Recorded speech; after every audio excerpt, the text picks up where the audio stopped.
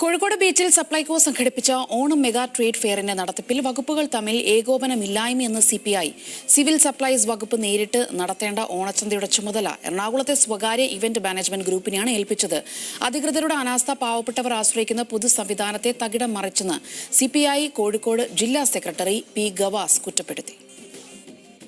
കോഴിക്കോട് ബീച്ചിൽ ഓപ്പൺ സ്റ്റേജിന് മുൻവശത്ത് ഒരുക്കിയിരുന്ന സപ്ലൈകോ ഓണം മെഗാ ഫെയറാണ് നിർത്തിവെക്കാൻ ജില്ലാ കളക്ടർ ഉത്തരവിറക്കിയത്. ജില്ലയിലെ ഓണാഘോഷ പരിപാടികൾ നടത്താൻ ബീച്ച് വിട്ടുതരണമെന്ന് പോർട്ട് ഓഫീസർക്കും സിവിൽ സപ്ലൈസ് ഓഫീസർക്കും ജില്ലാ കളക്ടർ നിർദ്ദേശവും നൽകി.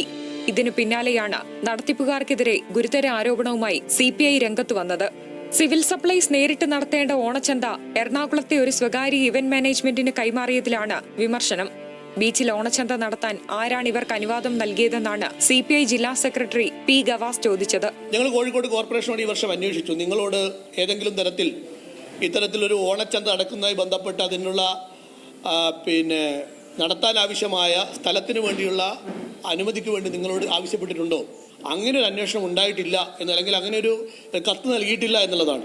ഈ പ്രാവശ്യം ഓണച്ചന്ത കോഴിക്കോട് ഉൾപ്പെടെയുള്ള നഗരങ്ങളിൽ മെഗാ ഫെയറുകൾ നടത്താനുള്ള അനുവാദം കൊടുത്തിരിക്കുന്നത് അല്ലെങ്കിൽ അതിന്റെ തീരുമാനമെടുത്തിരിക്കുന്നത് സിവിൽ സപ്ലൈസ് കോർപ്പറേഷന്റെ ആസ്ഥാനത്ത് നിന്നാണ്. അത് നടത്തിപ്പേൽപ്പിച്ചിരിക്കുന്നത് ഒരു ഇവന്റ് മാനേജ്മെന്റ് ഗ്രൂപ്പിനെയാണ്. വിലക്കയറ്റം നേരിടുന്ന സാഹചര്യത്തിൽ പാവപ്പെട്ടവർ ആശ്രയിക്കുന്ന സംവിധാനമാണ് അധികൃതരുടെ അനാസ്ഥ മൂലം പ്രതിസന്ധിയിലായത്. ജനങ്ങൾക്ക് ആശ്വാസമായിരുന്ന പദ്ധതിയാണ് വകുപ്പുകളുടെ ഏകോപനക്കുറവിനാൽ ഇല്ലാതായതെന്നാണ് ആക്ഷേപം. ഒട്ടേറെ ഉപഭോക്താക്കൾ സംസാരിക്കുന്നുണ്ട്. ഞങ്ങൾക്ക് ഇതിനെക്കുറിച്ച് യാതൊരു അറിയിപ്പും ഉണ്ടായില്ല. പെട്ടെന്നൊരു ദിവസം ഈ ചന്ത നിർത്തുന്നു, ഞങ്ങളൊക്കെ ബീച്ചിൽ ചന്തയുണ്ട് എന്ന് കരുതി വരുന്നവരാണ്.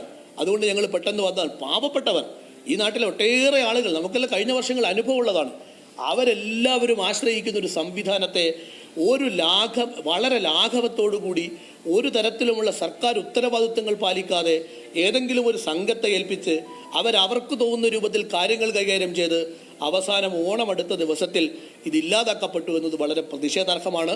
കോഴിക്കോട് ബീച്ചിൽ പ്രമുഖ ബ്രാൻഡുകളുടെ വിപുലമായ ഉൽപ്പന്ന ശ്രേണി, ആകർഷകമായ ഓഫറുകൾ, തത്സമയ വിനോദ പരിപാടികൾ, വിശാലമായ എയർ കണ്ടീഷൻഡ് ഹാൾ, വലിയ പാർക്കിംഗ് സൗകര്യം എന്നിവയോട് സജ്ജീകരിച്ചിരുന്ന ഓണച്ചന്ത കളക്ടറുടെ ഉത്തരവിനെ തുടർന്ന് പുതിയ ബസ് സ്റ്റാൻഡിന് സമീപമുള്ള സപ്ലൈകോ പീപ്പിൾസ് ബസാറിലേക്ക് മാറ്റി.